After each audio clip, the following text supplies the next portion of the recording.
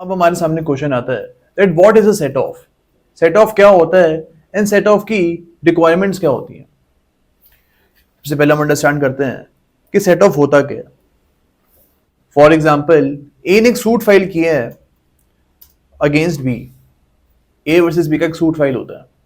अब ए यहाँ पे एक प्लेट लगाता है। हमको पता है कि यहाँ पे सूट तभी फाइल हो पाएगा जब ए अपनी प्लेट लगाएगा।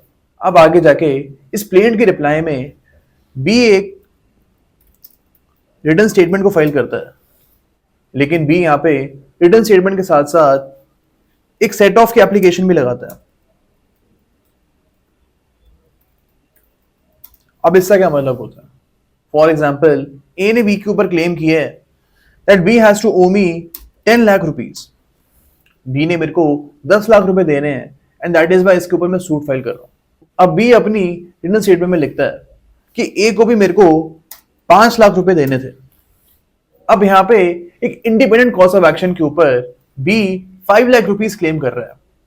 हमको याद रखना है set off is based on an independent cause of action. यहाँ पे बी अगर चाहता तो एक सेपरेट सूट भी फाइल कर सकता था, लेकिन यहाँ पे उसने सेपरेट सूट फाइल नहीं किया, बल्कि सेम सूट में जो ए ने बी के ऊपर फाइल किया हुआ है इसी सूट में इसने सेट ऑफ एप्लीकेशन लगा दी।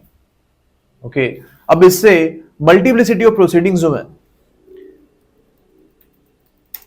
ये प्रिवेंट होगी। Set off actually helps us to prevent multiplicity of proceedings and इससे कोर्ट का जो टाइम है ये भी सेव होता है। Set off actually helps us to save the time of the courts. अब एक ही केस में दोनों कॉज ऑफ एक्शंस निपट सकते हैं, then it can be allowed. हमको यहाँ पे याद रखना है that set off is perfectly valid. यहाँ पे ऑर्डर 2 रूल 2 या फिर लिमिटेशन एक्ट जो है दोनों में से कोई भी हमको बाहर नहीं करता है।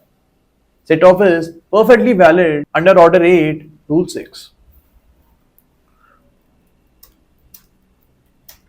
तो हमको ये चीज यहां पे याद रखनी है। अब एक वैलिड सेट ऑफ की गाइडलाइंस क्या होती है? What are the guidelines for a valid set off? पहला तो यहाँ पे ये होता है that the original suit can be for a liquidated और अनलिक्विडेटेड अमाउंट।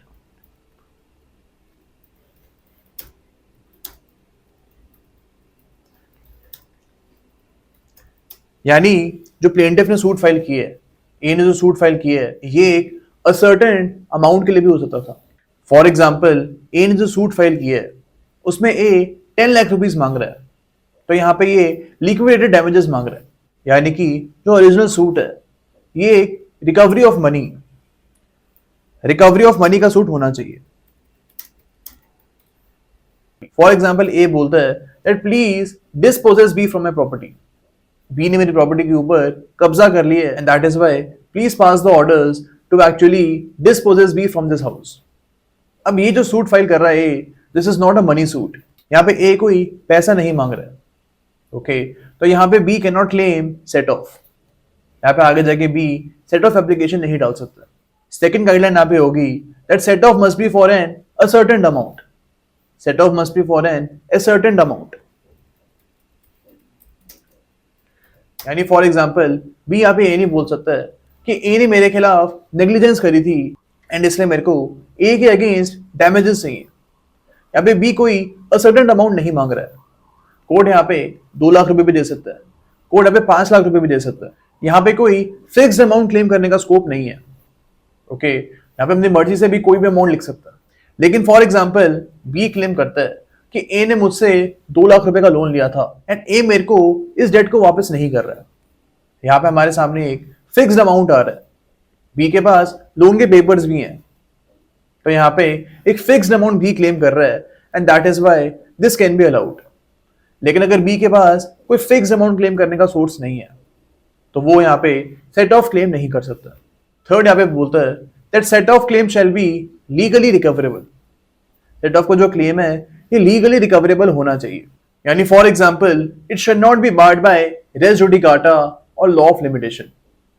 अगर बी के क्लेम को यहाँ पे रेस जुडिकाटा बार कर रहा है तो यहाँ पे बी सेट ऑफ नहीं कर सकता। ओके, तो बी's claim must be legally recoverable in this case। Fourth guideline के ऊपर हम आते हैं। यहाँ पे गिवन है that set of claim must not exceed the pecuniary limits of the court.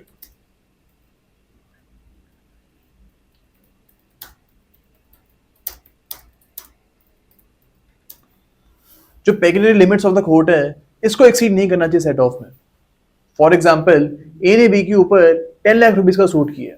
अब बी यहाँ पे सेट ऑफ में बोलता है कि ए मेरे को 30 लाख रुपीज ओ करता है एंड ए मेरे को ये वापस नहीं कर रहा है। अब यहाँ पे जो pecuniary limit of the court थी वो 20 लाख रुपए की थी, यानी जिस कोर्ट में बी ने इस सेट ऑफ क्लेम को लगाया था वो कोर्ट सिर्फ 20 लाख रुपए तक के केस ही सुन सकते थे। ओके, तो इन दिस पर्टिकुलर केस जो बी ने 30 लाख रुपीज का सेट ऑफ क्लेम किया, it will not be allowed. Next point यहाँ पे ये होगा that for the set of defendant will pay separate court fees. Defendant को यहाँ पे एक सेपरेट कोर्ट फीस पे करनी पड़ेगी अगर उसको सेट ऑफ क्लेम लगाना है अपना। अब हम आते हैं इसकी 6th गाइडलाइन के ऊपर। हमको यहाँ पे याद रखना है that set of claim must arise. Set of claim must arise at or before the time of filing of original suit। यानी जब ए ने अपना ओरिजिनल सूट फाइल किया है, इस डेट से पहले पहले बी का जो सेट ऑफ वाला कॉज ऑफ एक्शन है ये अराइज हो जाना चाहिए। अगर बी का सेट ऑफ वाला जो कॉज ऑफ एक्शन है ये तब अराइज होता है जब ये ऑलरेडी सूट फाइल कर चुका है, इसके बाद बी का कॉज ऑफ एक्शन अराइज होता है, then in this particular case set of claim will not be allowed।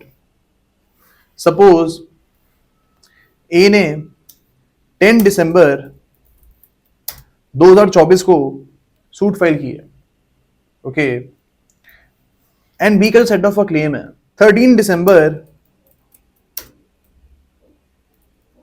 2024। Okay, अब in this particular case B का जो सेट ऑफ का क्लेम है इसको आप अलाउ नहीं करोगे बिकॉज ये तब अराइज हो रहा है जब ओरिजिनल सूट ऑलरेडी फाइल हो चुका था। तो हमको यहाँ पे ये गाइडलाइंस को याद रखना है।